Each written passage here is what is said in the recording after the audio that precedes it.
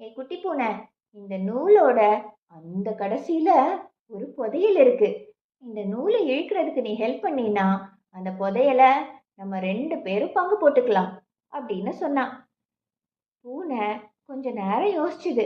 ஒருவேளை அந்த புதையல்ல நம்ம சாப்பிட்றதுக்கான சீஸ் துண்டுகள் இருக்குமோ அப்படின்னு நினைச்சிட்டு, வா வா, நான் உனக்கு ஹெல்ப் பண்றேன், நம்ம 2 பேரும் சேர்ந்து இந்த நூலை இழுக்கலாம் அப்படின்னு சொல்லிட்டு, ஏலேலோ ஐலசா, ஏலேலோ ஐலசா அப்படின்னு அந்த நூலை இழுக்க ஆரம்பிச்சாங்க.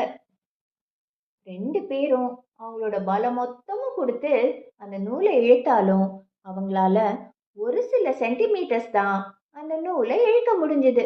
ஐயையோ, இன்னும் நம்ம கிட்ட புதையல் வரலையே அப்படின்னு அவங்க யோசிச்சுட்டு இருக்கும்போது அங்க யாரு வந்தா தெரியுமா?